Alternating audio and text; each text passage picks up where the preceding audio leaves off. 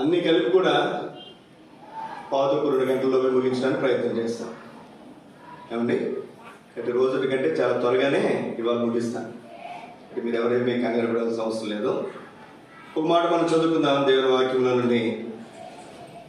లూకా సువార్త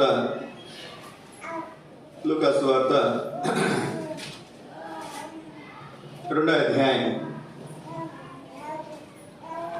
లూకా సువార్త 2వ అధ్యాయము 10-11 వచనాలు అందరం కలిసి చదువుకుందాం. అయితే ఆ దూత, భయపడకుడి, ఇదిగో ప్రజలందరికీ కలగబో మహా సంతోషకరమైన సువార్తమానము నేను మీకు తెలియజేయుచున్నాను. దావీదు పట్టణమందు నేను రక్షకుడు మీ కొరకు పుట్టి ఉన్నాడు, ఈయన ప్రభువైన క్రీస్తు. దేవుని సహాయం కొరకు చిన్న ప్రార్థన చేసుకున్నాను. మోకరించగలిగిన వారు మోకరించండి, మోకరించలేని వారు వేద మీ తలలో తోసుగా పెట్టి మనం చేస్తున్నాం. ఎందుకంటే 6-7 తరగతి పిల్లలు, పెద్ద పిల్లలందరినీ పైకి పంపించారు. ప్రార్థన. మా ప్రేమ గల పరలోకమందున్న మా పరమ తండ్రి, ఎంతైనా నమ్మదగిన దేవ, మీకే వందనములు స్తోత్రములు చెల్లించుకుంటున్నా. మీ మంచితనం అంతటిని బట్టి మిమ్మల్ని స్తుతిస్తూ ఆరాధిస్తున్నాం. ఉదయం నుంచి మీ సన్నిధి మాకు తోడుకొచ్చారు. మీరు లోకానికి శరీరధారిగా మీరు చంద్రులకి ముందు తీసిన మా తండ్రి, మా గురువ మరి ఆ సందర్భాన్ని మేము జ్ఞాపకం చేసుకుని మిమ్మల్ని ఆరాధించట్లో, మిమ్మల్ని పూజించట్లో మీరు మాకు అనుగ్రహించిన దీవెన ధనాన్ని బట్టి ముందు తీసిన మీ కార్యనైటిని బట్టి మిమ్మల్ని స్తుతిస్తూ ఆరాధిస్తున్నాం. అంత మాత్రమే కాదు మా తండ్రి, మా గురువ, మా దేవ, మంచి దేవుడుగా మీరు నందులకే మిమ్మల్ని స్తుతిస్తూ ఆరాధిస్తున్నాం. మీ కార్యనైటి కొరకే మిమ్మల్ని స్తుతిస్తూ ఆరాధిస్తున్నాం. ఈ మధ్యాహ్నకాల సమయంలో మీ వాక్య చుట్టూ చేరవచ్చుండగా ఈ సమయాన్ని మీరు మాకు ఆశీర్వాదకరంగా మీరు వచ్చి మమ్మల్ని మీరు దర్శించము. మీ కృప మెండుగా మీరు మాకు అనుగ్రహించు. మాతో మాట్లాడు. అనేక మంది కొత్త వారు కూడా వచ్చినారు తండ్రి. మీ బిడ్డలను మీరు జ్ఞాపకం చేస్తారు. వారికి అవసరమైన మాటలు మీరు అనుగ్రహించు. యేసు పరిశుద్ధ నామములో అడిగి వేడుకుంటున్నాము తండ్రి, ఆమేన్.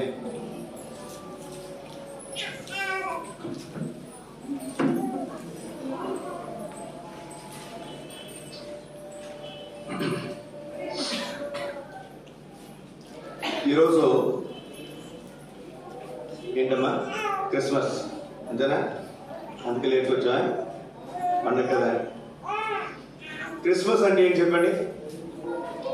క్రీస్తు పుట్టుక. క్రీస్తు పుట్టుక, క్రీస్తు పుట్టినరోజు. మనం పుట్టినరోజు చేసుకుంటామా? చేసుకుంటాం.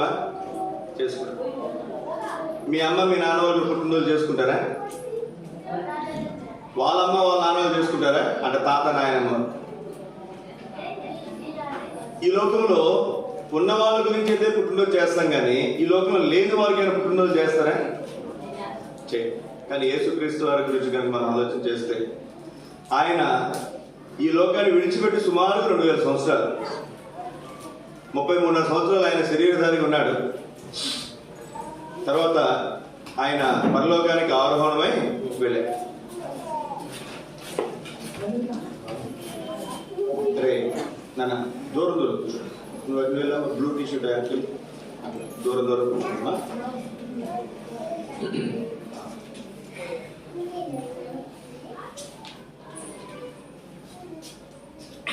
యేసుక్రీస్తు వారు ఈ లోకంలో శరీరధారిగా జన్మించారు. అదే మన ఆరాధన వర్తమానంలో మనం చూస్తూ వచ్చాం. ఇప్పుడు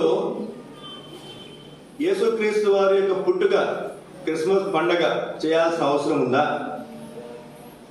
ఏమండి, పండగ చేయాల్సిన అవసరం ఉందా? మాట్లాడు.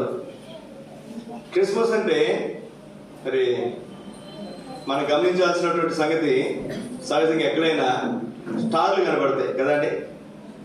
ఏం కనబడతాయి? స్టార్లు కనబడతాయి. తర్వాత ఇంకేం కనబడతాయి? క్రిస్మస్ ట్రీలు కనబడతాయి. ఇంకేం కనబడతాయి? క్రిస్మస్ తాత కనబడతాడు. అమ్మాయి ముందుకు రండి, ఇక్కడ కూర్చోండి. క్రిస్మస్ తాత కనబడతాడు, క్రిస్మస్ ట్రీ కనబడుతుంది. అది కాదు అసలు నిజమైన క్రిస్మస్ అంటే. ఎవరు కనపడాలి? యేసు క్రీస్తు వారు కరెక్ట్. మన ఆదివారం సాయంత్రం శానపూర్లో పరిచర్యలో ఇదే మాట దేవుడి ప్రేరణ బట్టి జ్ఞాపకం చేస్తూ వచ్చాను. యేసు క్రీస్తు వారు పుట్టినప్పుడు అక్కడ ఎవరు కనిపించారు? క్రిస్మస్ తాతలు లేరు, క్రిస్మస్ ట్రీలు లేవు, శాంతా క్లాసులు లేవు, ఇంకా వేరే ఏమీ కూడా లేవు. ఏమన్నా చెప్పండి? పరలోక సైన్య సమూహము. మీ బాబన్నా? ఎవరు మీ బాబనా? చెప్పి ఆయన అల్లరే అమ్మా, చెప్పి ఆయన ఎవరు? మీ బాబా? సండే స్కూల్ తీసుకెళ్తారు, సండే స్కూల్ తీసుకెళ్ళి ఒక 10 పావుగంట వచ్చేది పైకి. అక్కడైతే చక్కగా కథలు చెప్తారు, అక్కడ పాటలు పాడేటప్పుడు వీడి రాగాలు కూడా అందరూ కలిసిపోతాయి. మనం జాగ్రత్తగా ఆలోచన చేస్తే యేసుక్రీస్తు వారు పుట్టినప్పుడు ఏం జరిగింది అనేది మనం ఆలోచన చేయాలి. సహజంగా ఈ రోజుల్లో క్రిస్మస్ అంటే ఇది ఒక పండగ అయిపోయింది కదండి. క్రిస్మస్ ఏమైపోయింది? పండగ. దేవుడు మారుతున్నాడు తప్పితే పద్ధతులు ఆచారాలు ఏమి కూడా మనకి మారట్లేదు. యేసుక్రీస్తు వారు పుట్టినప్పుడు పరలోక సైన్య సమూహము, దూతలు, కెరూబులు, సెరూబులు వీళ్ళందరూ దేవుని ఏం చేశారంటే ఆరాధించారు. రెండవది, యేసుక్రీస్తు వారు పుట్టినప్పుడు గొల్లలకి దూత వచ్చి, రండి లోపల రండి బ్రదర్ అమ్మా పిల్లలు,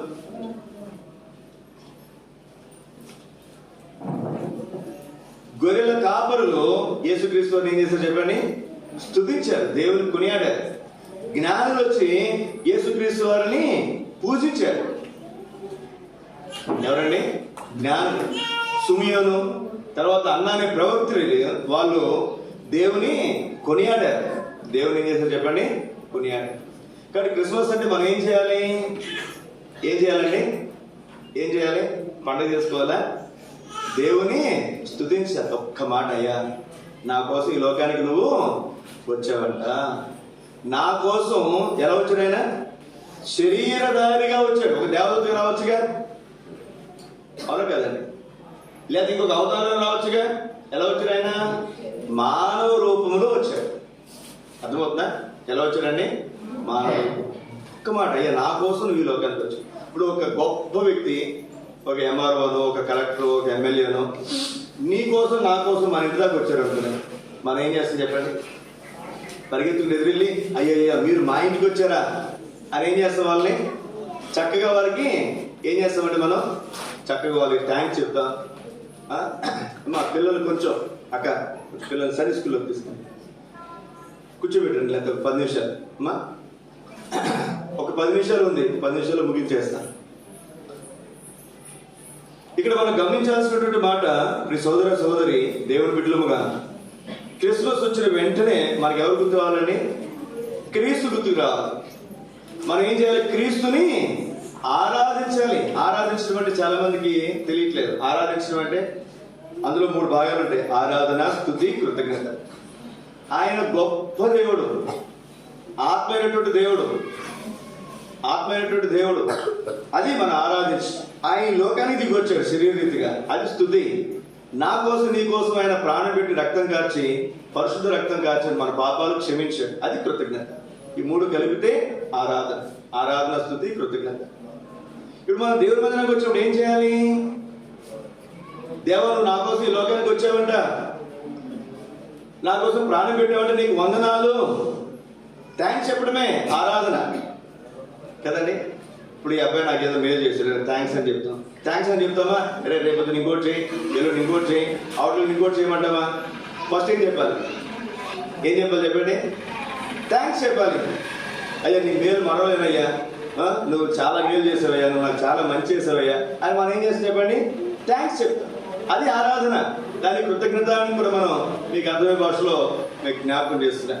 ఇప్పుడు మనం దేవుని మందిరానికి వచ్చినప్పుడు క్రిస్మస్ రోజున పొద్దునే లేచినప్పటి నుంచి ఈ రోజు అంతా కూడా మన మనసు, ఈ రోజే కాదు ప్రతిరోజు క్రిస్మస్. ఒక మాట చెప్పాలంటే క్రైస్తవులకి ప్రతిరోజు ఏం చెప్పండి? ప్రతిరోజు ఏం చెప్పండి? క్రిస్మస్. నాకు ఈరోజు పండగ, రేపు లేదా? రేపు క్రిస్మస్ ఏనా? ఎల్లుండా ఏమండి రైట్ ఫోన్ పడిపోతున్నా జాగ్రత్త. శ్యామ ఇక్కడ కూర్చో, తెలుగు నలుగురికి ఫోన్లో చూ జాగ్రత్త. క్రైస్తవులుగా మనకు ప్రతిరోజు కూడా ఏం చెప్పండి? క్రిస్మస్. ప్రతిరోజు మనకేం చెప్పండి? క్రిస్మస్. క్రిస్మస్ అంటే ఏంటి? క్రీస్తు నా కోసం ఈ లోకంలో జన్మించాడు. ప్రతిరోజు ఉదయం లేచిన వెంటనే అయ్యా నా కోసం ఈ లోకానికి వచ్చాను, నా కోసం శరీరీతికి లోకానికి వచ్చాను, నా కోసం ప్రాణం పెట్టాడు. దేవుడు మనం స్తుతించడం ఆరాధించడం చాలా అవసరం. ఇప్పుడంటే 2-3 సంగతులు మీకు జ్ఞాపకం చేస్తాను నేను. నువ్వు అడ్డం కూర్చుని ఎవరైనా వస్తే ఇది అనుకుంటారా? జ్ఞాపకం యేసుక్రీస్తు వారి మొదటి రాకడ అది క్రిస్మస్ అయితే ఇంకెవరు రెండోసారి రారండి. వస్తారా? మన తల్లిదండ్రులు రారు, మన తాత ముత్తాతలు రారు, లేకపోతే మనం కూడా రాము, తర్వాత వచ్చేవాళ్ళు రారు, మన ముందున్న వాళ్ళు ఎవరైనా సరే చనిపోయిన వాళ్ళు ఎవరైనా మళ్ళీ తిరిగి వచ్చారా? వస్తారా? పోనీ మనం వెళ్ళి మళ్ళీ వస్తామా? రామ్. చనిపోయి తిరిగి దేవుని దగ్గరికి వెళ్ళి మనం తిరిగి వచ్చేది ఒకే ఒక్క ఆయన, ఎవరైనా యేసుక్రీస్తు. ఇది బైబిల్ మాత్రమే కాదు చెప్పేది, ముస్లిం సహోదరులు కూడా ఇదే నమ్ముతారు. వాళ్ళు ఏమంటారు తెలుసా? ఈసా అలైహిస్సలాం వస్తాడు, వచ్చి మమ్మల్ని తీసుకెళ్తాడు. ఈసా అలైహిస్సలాం అంటే ఎవరు? యేసుక్రీస్తు. ముస్లింస్ నమ్మేది అదే, క్రైస్తవులు నమ్మేది అదే. ఏంటి? యేసుక్రీస్తు మళ్ళీ రెండోసారి ఈ లోకానికి రాబోతున్నాడు. నాకు రోజున స్కూల్లో క్రిస్మస్ మెసేజ్ ఇస్తూ అక్కడ ఎందుకు ఒక మాట దేవుడు జ్ఞాపకం చేశాడు. ఇప్పుడు నేను మీకు సార్ని అనుకున్నాండి, మీరు క్లాస్కి వచ్చారు, మీరు ఏ డౌట్స్లో ఏం చేస్తారు? క్లారిఫై చేస్తారు లేదా?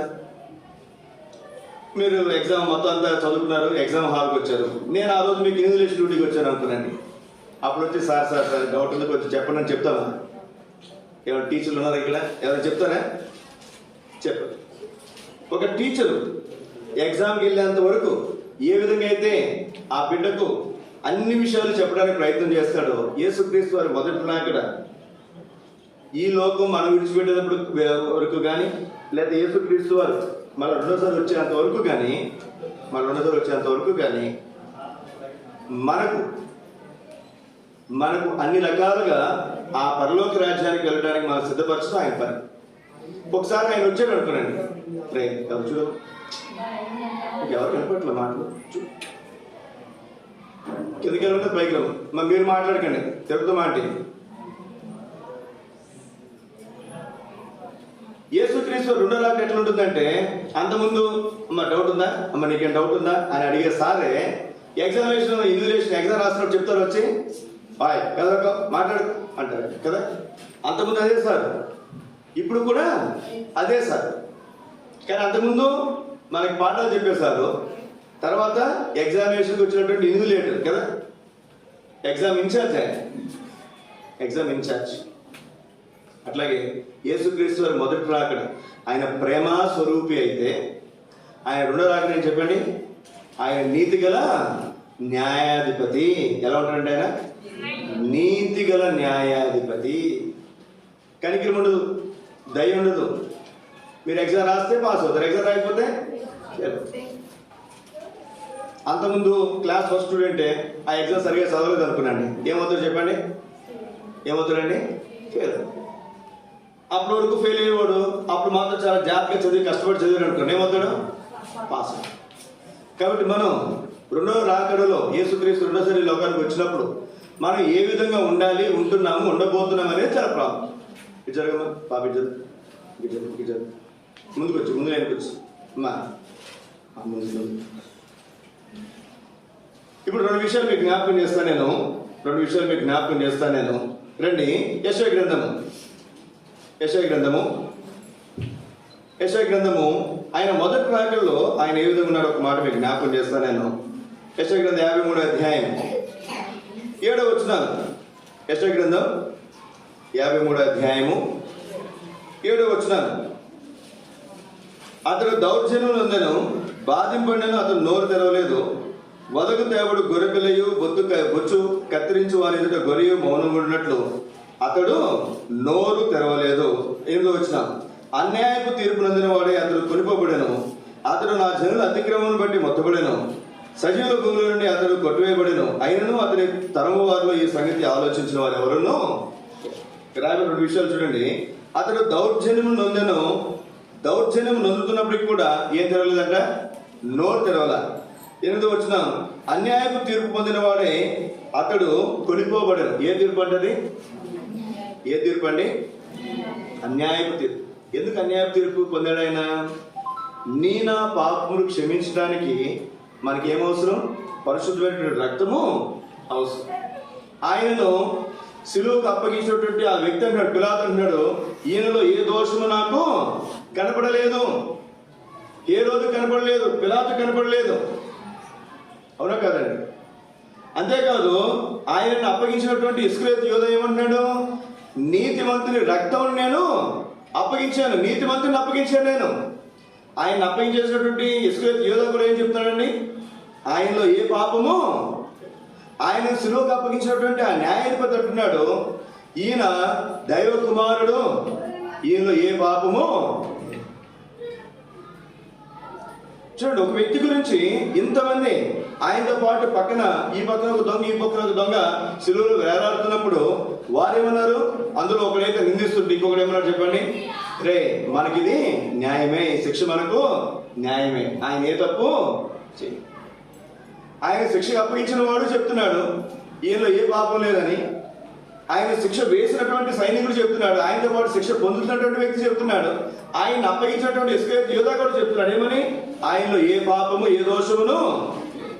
మరి ఎందుకు ఈయన అన్యాయపు తీర్పు పొందాడంటే, ఆయనలో ఏ పాపము లేకుండా ఆయన శిక్ష విధిస్తేనే ఆయన రక్తం పరిశుద్ధమైనదిగా ఉంటుంది. ఆయన కూడా ఏదైనా పాపం చేశారు అనుకున్నాండి, మన పాపాలకు క్షమాపణ దొరుకుతుందా? నీళ్లు మురుగుగా ఉన్నాయి, మురికి నీళ్ళతో కడుక్కుంటే మన మురికిపోతుందా? అందుకే నీనా పాపం నిమిత్తమై ఆయన అన్యాయపు తీర్పు పొందుతూ వచ్చాడు.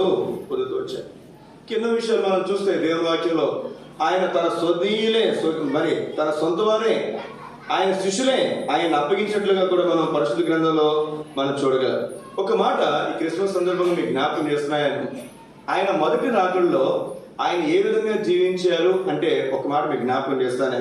కీర్తన కింద 69వ అధ్యాయం, కీర్తన 69వ అధ్యాయం 9వ వచనం, నీ ఇంటిని గురించిన ఆసక్తి నన్ను భక్షించి ఉన్నది. దేని గురించి ఆసక్తి ఉందంట?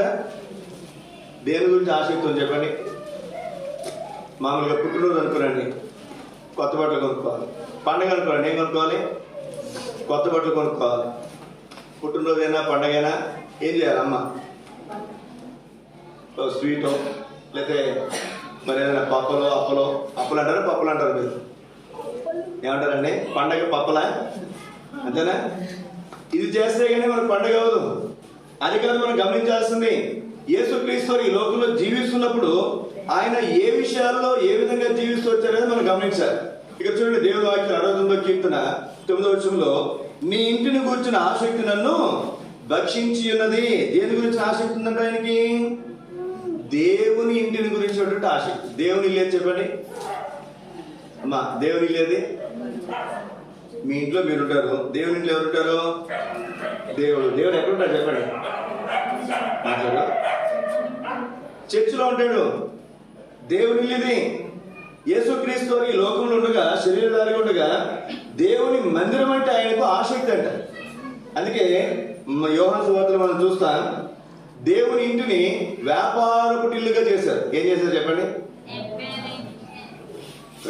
మాట్లాడితే సరిగా మాట్లాడు, సరిగా మాట్లాడే. క్లాసులు అట్లా కూర్చుంటారా? అట్లా కూర్చోకూడదు, బయట కూర్చోవాలి. ఎలా చేశారంటే దేవుని ఇంటిని వ్యాపారపు ఇల్లుగా చేశారు.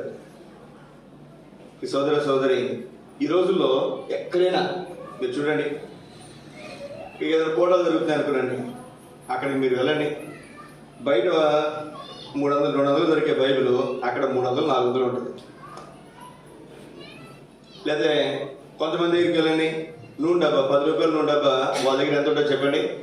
ఏసు రక్తం అని చెప్పి అమ్ముతారు. ఎంత? 20, 30, 50 రూపాయలు. ఖర్చులు కూడా అమ్ముతారు కొంతమంది కదండి.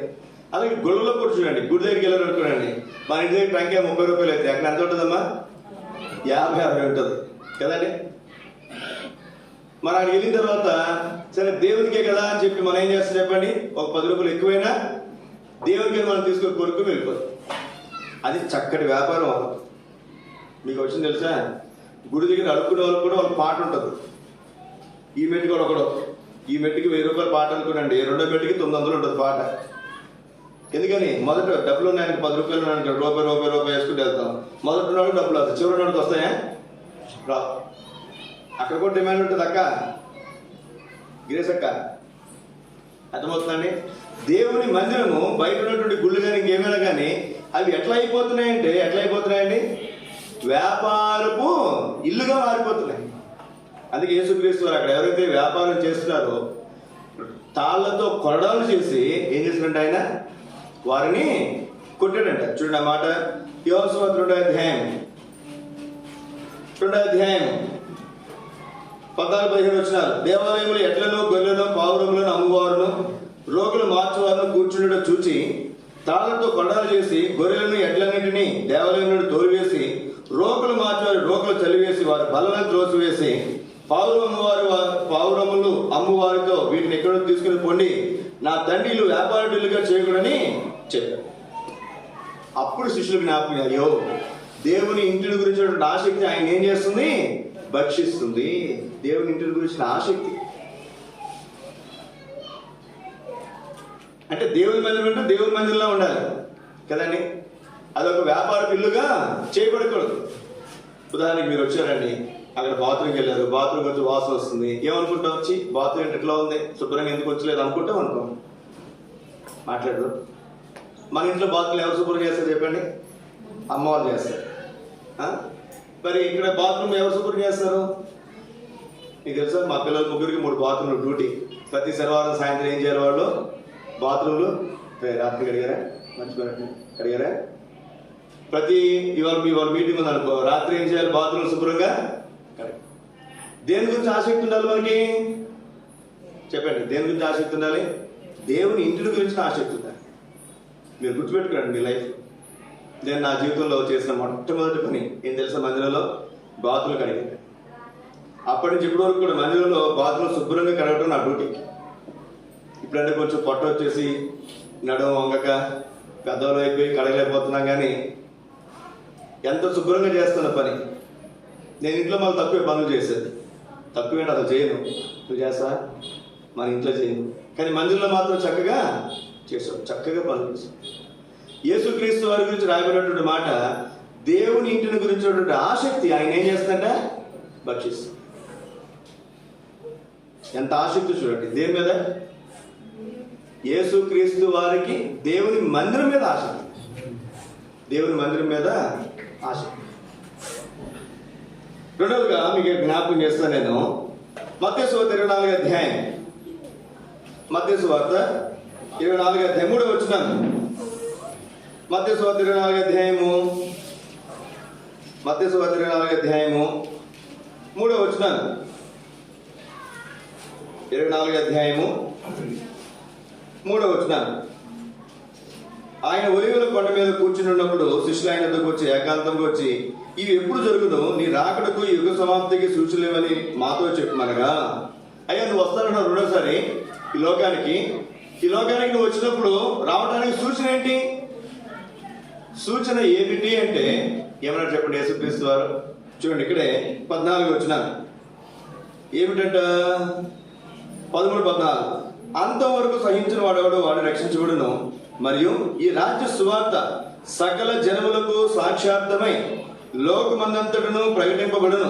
అటు తర్వాత అర్థం వచ్చు, యేసుక్రీస్తు రెండోసారి లోకానికి రావాలి అంటే ఏం చేయబడాలంటే దానికి ముందు అందరికి సువార్త ప్రకటించబడాలి. ఎవరికి ప్రకటించబడాలి చెప్పండి, అందరికీ ప్రకటించబడాలి. అందుకే మీరు చూసుంటారు, అన్ని మతాల కంటే కూడా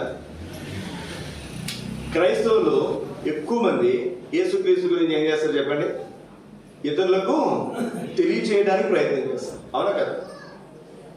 ఏమని చెప్తుంది బైబిల్ ఏమని చెప్తుందండి?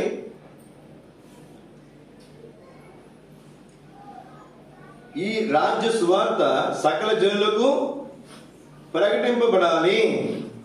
సాక్ష్యార్థంగా లోకమంతా ప్రకటించబడాలి. ఎక్కడ ప్రకటించబడాలి?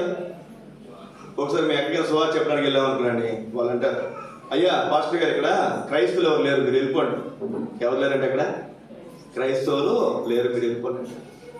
సరే, వాళ్ళు వద్దున్నప్పుడు మేము వాళ్ళతో గట్టిగా మనం మాట్లాడకుండా అలాగే వెళ్ళిపోతామని చెప్పి వచ్చేస్తాం. వాళ్ళు చెప్పమంటే చెప్తాం, వద్దంటే మానేస్తాం. ఏం వాదన పెట్టుకునేది లేదు, లేకపోతే ఇంకేమి చేసేది లేదు. ఇక్కడ రాయబడినటువంటి మాట ఏం చేయాలంటే యేసుక్రీస్తు గురించి మనం ఇతరులకు తెలియచేయాలి. మార్కు సువార్తలో చూడండి, మార్కు సువార్త 16వ అధ్యాయం. యేసుక్రీస్తు వారు తానే చెప్తున్నాడు ఆ మాట. 15వ వచనం, అందరికీ నాతో కలిసి చెప్పండి మాట. మరియు మీరు చెప్పండి, మీరు సర్వలోకమునకు వెళ్ళి సర్వ సృష్టికి సువార్తను ప్రకటించుడి. ఏం చేయాలంటే సువార్త ప్రకటించాలి. సువార్త అంటే ఏంటి? పొద్దున్న పేపర్ చదివాం అనుకున్నప్పుడు పేపర్లు ఎవరు చదవట్లా, వార్తలు వింటున్నారు, లేకపోతే రకరకాల యాప్లు వచ్చినాయి, మనకంటే వచ్చినాయి, ఫోన్లు చూస్తున్నారు, రకరకాల సంగతి. మామూలుగా వార్తలు కనుక మనం వింటే, చూస్తే, చదివితే 100% అన్ని దుర్వార్తలే కదండి. అన్ని ఏం చెప్పండి? శుభవార్తలునే, దుర్వార్తలే. అక్కడ ఏదో అయిందనో, ఇక్కడ ఏదో అయిందనో, వాళ్ళకి ఏదో అయిందనో, వీళ్ళకి ఏదో అయిందనో, బస్కి ఏదో అయిందనో, కారుకి ఏదో అయిందనో కదా. సువార్తలు ఎవరైనా రాస్తారా? మంచి వార్తలు ఎవరైనా రాస్తారా?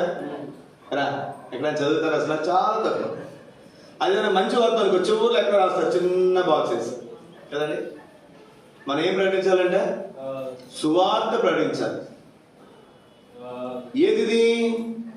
ఏ సువార్త? యేసుక్రీస్తు వారి యొక్క పుట్టుక, మరణము, పాప క్షమాపణ కొరకు ఆయన చిందిన రక్తము, భూస్థాపన, పునరుత్థానము గురించినటువంటి వార్త. ఒక మాట చెప్పాలంటే ఆయన మరణ, భూస్థాపముల, పునరుత్థానము గురించిన మాట. అంటే ఒకటి ఆయన పుట్టుక గురించి, ఆయన లోకాన్ని విడిచిపెట్టి పరలోకానికి వెళ్ళినటువంటి సంగతి గురించి, మన పాపాలు క్షమించిన దాని గురించి మనం ఏం చేయాలంటే ఇతరులకు తెలియచేయాలి. ఈ క్రిస్మస్ రోజు ఏం చేయాలి చెప్పండి? మనం ఒక్కరికైనా అయ్యా యేసుక్రీస్తు నమ్ముకో, నీ పాపాలు క్షమించు, నువ్వు నరకం తప్పించుకుంటావు, స్వర్గానికి వెళ్తావు, పరలోకానికి వెళ్తావు. ఏం చెప్పాలండి మనం? అందరూ ఈ మాట చెప్తారు, హ్యాపీ క్రిస్మస్. కనపడగానే ఏమంటారు చెప్పండి? హ్యాపీ క్రిస్మస్, మంచిదే. కొంతమంది ఏమో మిగిలిన రోజుల్లో ప్రజల బ్రదర్, ప్రజల సిస్టర్ అంటారు, కొంతమంది షాలోమ్ అంటారు, కొంతమంది మారనాథ అంటారు. నువ్వు ఎన్ని చెప్పినా ఒక్కడ మాత్రం చెప్పాలి, ఎదుటి వాళ్ళకి యేసుక్రీస్తు ఎరగినటువంటి వాళ్ళకి ఏమని చెప్పాలి చెప్పండి?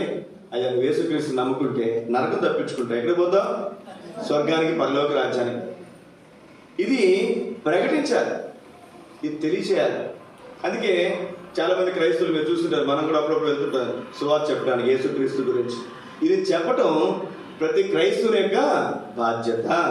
ఏం చెప్పండి? ప్రతి క్రైస్తవుని యొక్క బాధ్యత. కొలసీలకు రాసిన ఒక మాట, చివరికి ఒక మాట మీకు జ్ఞాపిస్తూ ముగిస్తాను నేను. రండి, ప్రకటన గ్రంథం 22వ అధ్యాయం. ప్రకటన గ్రంథం 22వ అధ్యాయం చదవండి, 7వ వచనం. ప్రకటన గ్రంథం 22వ అధ్యాయం 7వ వచనం. ఇదిగో నేను త్వరగా వచ్చుచున్నాను, ఈ గ్రంథంలోని ప్రవచన వాక్యములను గైకొనువాడు ధన్యుడు. ఎవరు ధన్యుడంట? ఇదిగో నేను త్వరగా వస్తున్నాను. ఇప్పుడు సార్ వచ్చారు.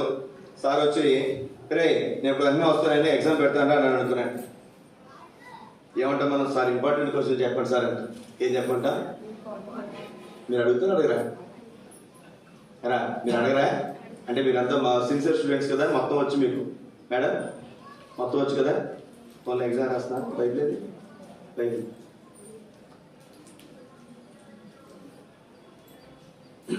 అందులో చూస్తే బైబిల్లో చూడు, లేకపోతే ఫోన్ పక్కన పెట్టేసి. ఎగ్జామ్ సార్ పెడతా అన్నారు. సార్ ఇంపార్టెంట్ చెప్పండి సార్ అంటాం అన్నా.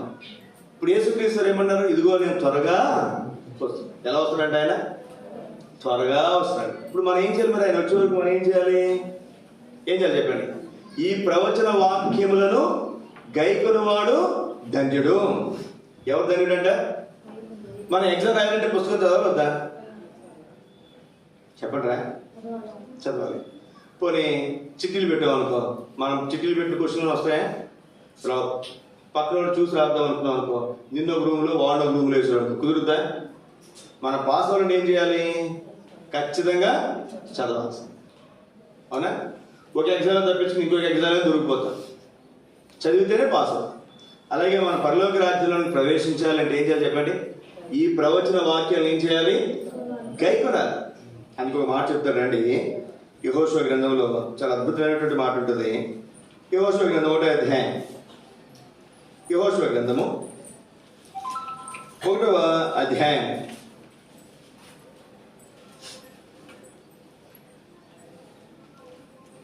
7వ వచనం, 8వ వచనం నేను చదువుతున్నాను. అయితే నీవు నిపుణము కలిగి జాగ్రత్త పడి బహుధైర్యంగా ఉండి నా సేవకుడైన మోషే నీకు ఆజ్ఞాపించిన ధర్మశాస్త్రం అంతటి చొప్పున చేయవలెను.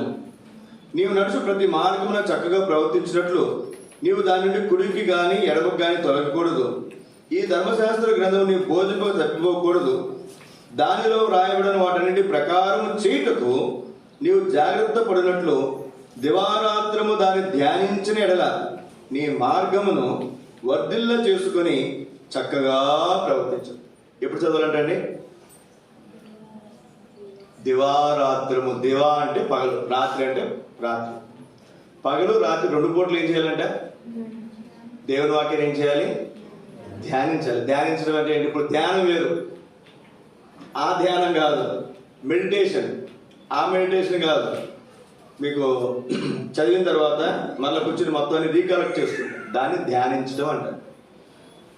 అర్థమవుతుందా? సబ్జెక్ట్ చదవటం వేరు, సబ్జెక్ట్ని మనం క్షుణ్ణంగా బాగా అర్థం చేసుకుంటూ చదవటం వేరు. ఈ బైబిల్ గ్రంథాన్ని ఏం చేయాలి? మనం జాగ్రత్తగా అర్థం చేసుకుంటూ చదవాలి. ఎప్పుడెప్పుడు చదవాలి? ఉదయం చదవాలి, రాత్రి చదవాలి. ఉదయం చదవాలి, రాత్రి కూడా చదవాలి. ఇక్కడ ఉన్నటువంటి వాళ్ళు చదువు వచ్చి ఉదయం రాత్రి నేను చదవలేదు బైబిల్ అన్న ఎవరు చెప్పండి? అంటే మీరు కొత్తగా చర్చకు వస్తుంటే మిమ్మల్ని ఏం అడగట్లేదు నేను. చర్చకు వస్తూ కొంతమంది అందులో బాప్తిసం తీసుకుని రక్షించబడి బాప్తిసం తీసుకుని ప్రభువులలో పాలన పొందుతూ ఉంటారు. కానీ ఏం చదవదు చెప్పండి? బైబిల్ చదువు. అట్లా ఉండకూడదు, అట్లా ఉండకూడదు. స్కూల్కి వెళ్తూ చదవకపోతే ఏమవుతారు చెప్పండి? స్కూల్కి వెళ్తే పుస్తకాలు చదవకపోతే ఏమవుతారు చెప్పండి? ఫెయిల్ అయిపోతుంది. అట్లాగే చర్చకు వస్తున్నాం కదా, మేము పర్లేదు కదా, గ్యారంటీ అంటే లేదు, గ్యారంటీ లేదు. ఏం చేయాలి చెప్పండి? రక్షించబడిన తర్వాత, చర్చకు వస్తున్న తర్వాత, మరి బాప్తిసం తీసుకున్న తర్వాత, ప్రభువులో పాలన పొందుతున్న ఖచ్చితంగా మనం బైబిల్ చదువుతాం. ఇప్పుడు ఒకవేళ మీకు బైబిల్ చదవడం రాదనుకున్నాండి, మరి కిందకి వెళ్ళాలి. కిందకి సార్ నువ్వు వదిలేసారు.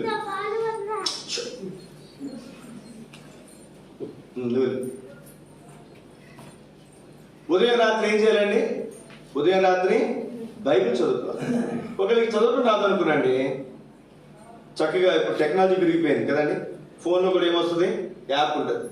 లేదా ఇంట్లో టీవీ, దేవుని వాక్యం చాలామంది చెప్తుంటారు. వాక్యం పొద్దున్నే లేగానే ఏదో ఛానల్లో దేవుని వాక్యం వస్తుంది. మీరు ఏం చేయాలంటే దేవుని వాక్యాన్ని వినాలి. నీకు చదవడం రానప్పుడు ఏం చేయాలి? వినాలి. లేకపోతే పక్కన ఎవరైనా మరి అమ్మాయి అబ్బాయో లేదా ఎవరైనా ఇరుగు అక్క వాళ్ళు చెల్లి వాళ్ళు ఎవరు ఉంటే వాళ్ళు పిలిచి, అయ్యా కొంచెం ఈ పేజీ చదివి పెట్టాయా, లేదా మీ పేజీ చదవమంటే వాళ్ళు ఏం చేస్తారమ్మా? చదువుతారు లేదా? చదువుతారు. కానీ బైబిల్ చదవటం చాలా అవసరం. నేను బైబిల్ చదవకపోతే, ఇప్పుడు నేను పాస్టర్ గారు, నేను దైవ సేవకుని ఇక్కడ, నేను బైబిల్ చదవకపోతే నేను దైవ సేవకునైనా, నేను మరి పాస్టర్నైనా నేను పరలోకానికి పోలేను. అర్థమవుతుందా? ఏం చదవాలి? మీరు మీ సార్లు ఉన్నారు, మీకు పాఠాలు చెప్తారు, చెప్పరా? చెప్పే ముందు వాళ్ళు చదువుతారు, చదవరా? మాట్లాడరు. వాళ్ళు చదవాల్సిందే. అన్ని సబ్జెక్టులు, అన్ని పాఠాలు, అన్ని చాప్టర్లు గుర్తుంటాయా? క్లాస్కి వచ్చే ముందు ఏం చేయాలి? ఒకసారి చదువుకోవాలి. నేను పాస్టర్ గారినైనా సేవకుడైనా సరే నేను కూడా ఏం చేయాలి? ప్రతిరోజు బైబిల్ చదువుకోవాలి. నువ్వు బైబిల్ చదువుకోవాలి. అప్పుడే మనం ఏం చేయగలుగుతాం చెప్పండి? ఈ లోకాన్ని విడిచిపెట్టినప్పుడు దేవుని వాక్యం రాయబడింది కదా, ఈ ప్రవచన గ్రంథంలోని వాక్యములు ధ్యానించువాడు ధన్యుడు. ఎందుకంటే నేను త్వరగా వస్తున్నా. ఎవరు చెప్తున్నారండి మాట? ప్రభువైన యేసుక్రీస్తు వారు చెప్తున్నారు. ప్రభువైన యేసుక్రీస్తు వారు చెప్తున్నారు. బైబిల్లో చాలా సంగతులు రాయబడ్డాయి. ఆయన త్వరగా వస్తున్నాడంట. ఇద్దరు తిరగలు విసురుతున్నారంట. ఇప్పుడు తిరగలంటే తెలుసా మీకు? మీ జనరేషన్లో తిరగలంటే తెలియదు, రోలు అంటే తెలియదు. తెలుసా మీకు? రోల్ అంటే రుబ్బు రోలు, తిరగలే, ఇవన్నీ ఒకటే కదండి. పాతకాలంలో ఇంత పెద్ద వేసుకునేవారు, తిరగలు వేసుకునేవారు. ఇటు ఒక అక్క కూర్చునేది, అటు ఒక అక్క కూర్చునేది. ఈవిడ తిప్పుతా ఉండేది, ఇంకొక ఆవిడేమో తోస్తా ఉండేది. ఇప్పుడు ఆ పని అంతా ఎవరు చేస్తారు చెప్పండి? గ్రైండర్ చేస్తుంది కదా. మధ్యలో రాయి తిరుగుతూ ఉంది, ఒకటేమో ఇక్కడ చెక్కలా పెడతారు దాన్ని, అదేమో లోపలికి నెట్టుతావు. ఇద్దరు కలిసి తిరగలు ఇస్తున్నారంట. ఒకలేమో పరలోకానికి వెళ్ళారంట, ఒకలేమో వెళ్ళలేదంట. ఇద్దరేమో పొలంలో పని చేస్తారంట. ఒకలేమో పరలోకానికి వెళ్ళారంటే, ఒకలేమో పరలోకానికి వెళ్ళలేదంట. ఎందుకు వెళ్ళారు వాళ్ళు, వీళ్ళు ఎందుకు వెళ్ళలేదు చెప్పండి? తెలుసా మీకు? పరలోకానికి వెళ్ళాలంటే, స్వర్గానికి మనం వెళ్ళాలంటే, దేవునికి మనం వెళ్ళాలంటే ఏం చేయాలి? మీరు ఎప్పుడు లిఫ్ట్ ఎక్కారా? ఓకే, మీరు ఎప్పుడు లిఫ్ట్ ఎక్కారమ్మా? ఉదాహరణ లిఫ్ట్లో 6 ఎక్కొచ్చు అనుకోరండి. 7 ఎక్కితే ఏమవుతుంది? అట్లాడు ఓవర్లోడ్ అంటుంది, పైకి వెళ్దాం కిందకి రాదు కదండి. అంటే అది ఎంత బరువు అయితే మోయగలదో దానికంటే లోపల ఉన్నటువంటి మనుషులు ఏమవ్వాలి? తక్కువ బరువు ఉండాలి. అవునా? ఒక మాట మీకు జ్ఞాపకం చేస్తే ఇక్కడే ముగిస్తాను నేను. తెస్సలోనికీయులకు రాసిన మొదటి పత్రిక ఇది ఒక్క మాట మీకు జ్ఞాపకం చేసి నేను ప్రార్థన చేస్తాను. తెస్సలోనికీయులకు రాసిన మొదటి పత్రిక 4వ అధ్యాయము 17 వచనం. ఆ మీదట సజీవులుగా నిల్చుండి మనము వారితో కూడా మాట్లాడుకుందాం ఒక 5 నిమిషాలు. వారితో కూడా ఏకముగా ప్రభుని ఎదుర్కొనుటకు ఆకాశ మండలములకు మేఘముల మీద కొనిపోబడదుము. కాగా మనము సదాకాలం ప్రభుతో కూడా ఉందాం. మనం ఇక్కడి నుంచి ఒంగోలు వెళ్ళాలనుకోండి, ఎలా వెళ్ళొచ్చు? సైకిల్ వేసుకెళ్ళొచ్చు, బస్సులు వెళ్ళొచ్చు, బండ్లు వెళ్ళొచ్చు, ట్రైన్లు వెళ్ళొచ్చు, ఫ్లైట్లు వెళ్ళొచ్చు. ఫ్లైట్ ఉందా? ఫ్లైట్ లేదు కదా. మరి ఇక్కడి నుంచి పరలోకానికి వెళ్ళాలంటే, స్వర్గానికి వెళ్ళాలంటే, స్వర్గం ఎక్కడ ఉందిరా? కింద ఉందా పైన ఉందా? కిందే ఉంది నరకం ఉంది, పైన ఉంది స్వర్గం. మరి స్వర్గానికి వెళ్ళాలంటే ఎట్లా వెళ్ళాలి? చెప్పండి? ఒకే ఒక నిమిషం, నేను ఇక్కడే క్లోజ్ చేస్తాను. మనం స్వర్గానికి వెళ్ళాలి అంటే ఎట్లా వెళ్ళాలి? విమానం వెళ్ళగలవా? విమానం కొంత ఎగురుతుంది, అక్కడి నుంచి ఇట్లానే పోతుంది, పైకే పోతుంది. రాకెట్ ఉంటుంది, రాకెట్ పైకి పోతుంది. పైకి ఎంతవరకు పోతుంది? ఒక ఆకాశానికి పోతుంది అంతే. పైకి ఎన్ని ఆకాశాలు తెలుసా మీకు? ఎన్ని ఆకాశాలు ఉన్నాయి? 7 ఆకాశాలు ఉన్నాయి. మనకు కనపడేది మొదటి ఆకాశం, దానిపైన 2వ ఆకాశం, దానిపైన 3వ ఆకాశం, దానిపైన 4వ ఆకాశం. దాన్ని మధ్యాకాశము అంట, దాన్ని ప్యారడైజ్ అంట, పరదేశం. తర్వాత 5వ ఆకాశం, తర్వాత 6వ ఆకాశం, తర్వాత 7వ ఆకాశం, అది పరలోకం. భూమి కింద కూడా పొరలు ఉంటాయి తెలుసా మీకు? ఒక్కొక్క పొర ఉంటుంది. మన చర్మానికి కూడా కట్ అయింది అనుకోండి, ఇక్కడ కూడా పైన పొర వేరు, లోపల పొర వేరు, లోపల పొర వేరు కదా. అట్లాగే 7 ఆకాశాలు ఉన్నాయి. 7వ ఆకాశం పరలోకం, దేవుని ఇల్లది స్వర్గం. మధ్యాకాశం, ఇప్పుడు మనం ఉన్నది ఇక్కడ మొదటి ఆకాశం కింద మనం ఉన్నాం. ఇన్ని ఆకాశాలు దాటుకుని మనం పైకి పోవాలంటే ఏ మానవుడైనా వెళ్ళగలడా? వెళ్ళాడా? వెళ్ళలేదు, వెళ్ళలేడు కూడా. కానీ బైబిల్ ఏం రాయబడింది తెలుసా? ఒక మేఘం వస్తుందంట. ఒక మేఘం వచ్చి నన్ను తీసుకుని పోతుందంట. ఒక మేఘం వచ్చి యేసుక్రీస్తు నమ్ముకున్న నిన్ను తీసుకుని పోతుందంట. ఎవరు తీసుకుపోతారు చెప్పండి దేవుని దగ్గరికి? మేఘవాహనుడు ఆయన పేరు. మేఘము లోపలైనా ఉంటాం మనం, మేఘం పైన మనం ఉంటాం. ఇప్పుడు నన్ను మేఘం మొయ్యాలి అంటే, మేఘం కంటే నేను బరువు అయితే ఏమవుతాను చెప్పండి? నేను మేఘం కంటే బరువు అయితే నేనేమవుతాను చెప్పండి? కింద పడు. అవునా కదా? ఇప్పుడు నేను ఆ స్వర్గానికి వెళ్ళాలంటే మేఘం కంటే నేనేమవ్వాలి? తేలిక అవ్వాలి. అందుకే దేవుని వాక్యం మనం చూస్తాం. తిమోతి రాసిన 2 అధ్యాయంలో, జట్టైన వాడు ఈ జీవన సంబంధమైన వ్యాపారములలో చిక్కుకొనడు, ఈ లోక సంబంధమైన పాపములలో చిక్కుకొనడు. ఒకవేళ మనం పాపం చేస్తే ఆ పాపం మనల్ని ఏం చేస్తే చెప్పండి? పట్టుకుంటుంది. మీరు ఏదైనా తప్పులు చేశారనుకో, అమ్మకి తెలియకపోవచ్చు, నాన్నకి తెలియకపోవచ్చు కదండి, సార్లకు తెలియకపోవచ్చు, భార్యకి తెలియకపోవచ్చు, భర్తకి తెలియకపోవచ్చు, పిల్లలు తెలియకపోవచ్చు, ఎన్నైనా తప్పులు చేస్తుంటారు. అవునా కదా? అవునా కదా? అయితే గుర్తుపెట్టుకునండి, నీ పాపం నిన్ను పట్టుకుంటుంది. ఏమవుతుంది? ఒకవేళ నేను ఈ లోకం విడిచిపెట్టాను, చనిపోయాను, నేను స్వర్గానికి వెళ్దామని చెప్పి వెళ్తున్నాను అనుకో, ఆనంది ఆడకపోతావు, నువ్వు మనం చేసిన తప్పు లేదు అని ఆ పాప నన్ను ఏం చేసి చెప్పండి, పట్టుకుని ఎక్కడ తీసుకుపోతున్నాను? నరకానికి తీసుకుపోతుంది. అర్థమవుతుందా? ఇంట్లో పట్టుకోలేకపోవచ్చు, అన్నదమ్ములు అక్షరులు పట్టుకోలేకపోవచ్చు, తల్లిదండ్రులు పట్టుకోలేకపోవచ్చు, కొడుకులు కోడలు పట్టుకోలేకపోవచ్చు, పాస్టర్లు పట్టుకోలేకపోవచ్చు, సార్లు పట్టుకోలేకపోవచ్చు, పోలీసులు పట్టుకోలేకపోవచ్చు, కోర్టులు లాయర్లు పట్టుకోలేకపోవచ్చు. కానీ ఎవరు పట్టుకుంటారు? నీ పాపమే నిన్ను పట్టుకుంటుంది, నా పాపమే నన్ను పట్టుకుంటుంది. ఎక్కడ పట్టుకుంటుంది చెప్పండి? నేను చాలాసార్లు ఆలోచించాను, ఎక్కడ పట్టుకుంటుంది? చాలా మంది మనం చూసారు, పెద్ద పెద్ద దొంగలే, గజ దొంగలే, వాళ్ళు తప్పులు చేశారు, ఎన్నో భయంకరమైన తప్పులు చేశారు, ఎంతమంది చంపేశారు. ఈ లోకంలో వాళ్ళ శిక్ష చాలా మందికి పడుతుందా? పడదు. మరి ఎక్కడ పట్టుకుంటుంది వాళ్ళ పాపం అంటే, ఈ లోకం విడిచిపెట్టిన తర్వాత వాళ్ళు స్వర్గానికి వెళ్ళకుండా ఆ పాపం వారిని ఏం చేస్తే చెప్పండి, పట్టుకుని వెనక్కి ఎక్కడ లాగుతుందండి? వెనక్కి. అందుకే రాబడిన మాట, నీ పాపం నిన్ను పట్టుకును. నువ్వు అనుకుంటున్నావేమో, నేను తప్పులు చేస్తున్నాను, ఎవరు చూడలేదులే, మా నాన్న తెలియదులే, మా అమ్మ తెలియదులే అనుకుంటే దేవుడు తెలియదా? ఏమండి? దేవునికి అన్నీ తెలుసు. ఆయన కన్నులకు మరుగైంది ఏమీ లేదు. నాకు ఏదైనా ఎముకలు ఇబ్బంది ఉందనుకోండి, ఎక్స్రే తీస్తే ఎముకలు ఏముందో అని తెలుస్తుందో తెలియట్లేదా? మన కళ చూస్తే తెలుస్తుందా? తెలియదు. ఎక్స్రే తీస్తే తెలుసు. అలాగే వెన్నుపూసలోనో తల్లోనో ఇంకేదైనా ఇబ్బంది ఉందో అనుకోండి, ఎంఆర్ఐ స్కాన్ చేస్తే తెలుసు కదా. యాంజియోగ్రామ్ తీస్తే గుండెకాయలు ఏముంది ఇబ్బంది తెలుస్తుంది. రకరకాల టెస్టులు వచ్చినాయి శరీరంలో. మనకి ఇంత టెక్నాలజీ ఉంటే, మన శరీరంలో ఏమున్నాయో తెలుసుకోవాలనే శక్తి మానవుకుంటే, మనం ఏం చేస్తున్నామో, ఎక్కడున్నామో, ఏం చేస్తున్నామో ఆయన తెలియదు.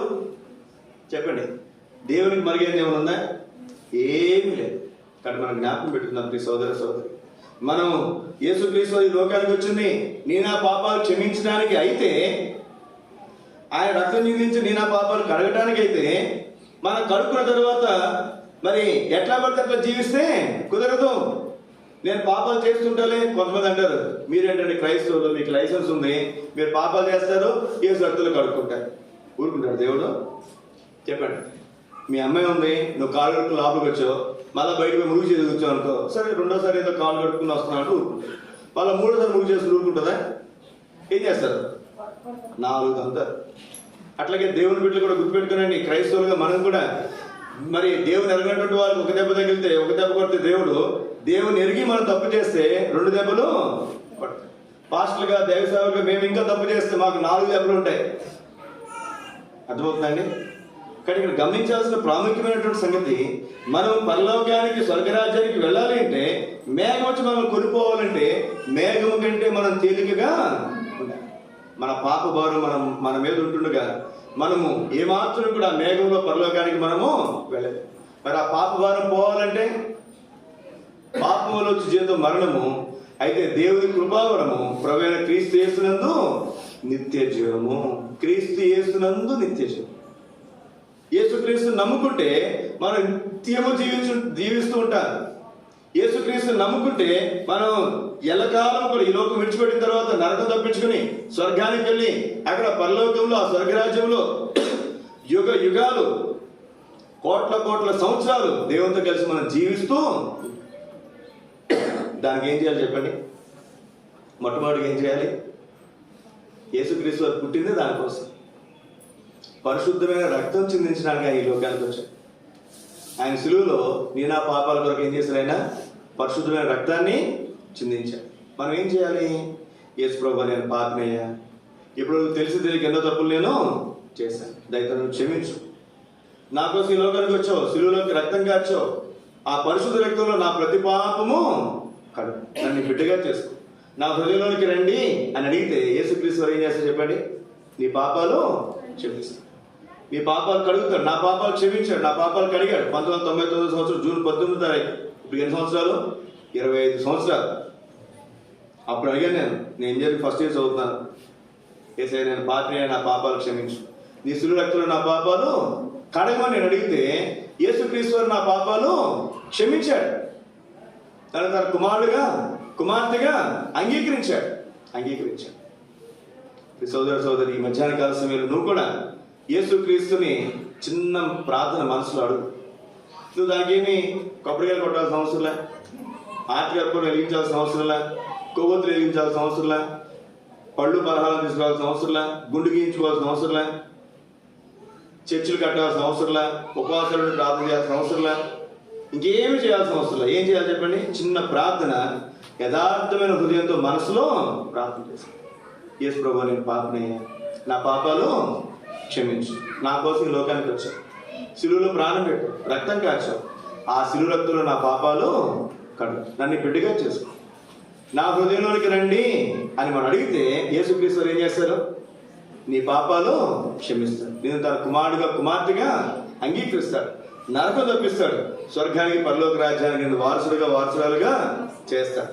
ఒకవేళ నువ్వు నిజంగా యేసుక్రీస్తుని ప్రార్థన చేసి మనసులో అడిగితే ఆ క్షణం యేసుక్రీస్తు నీ హృదయంలోనికి వస్తాడు.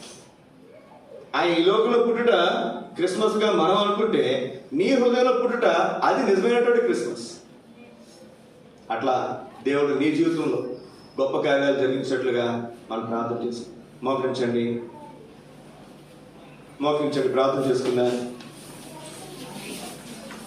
ఎవరైతే వచ్చేటటువంటి వారిలో యేసుక్రీస్తుని మీ సొంత రక్షకుడిని అంగీకరించాలని మీరు కోరుతున్నారు,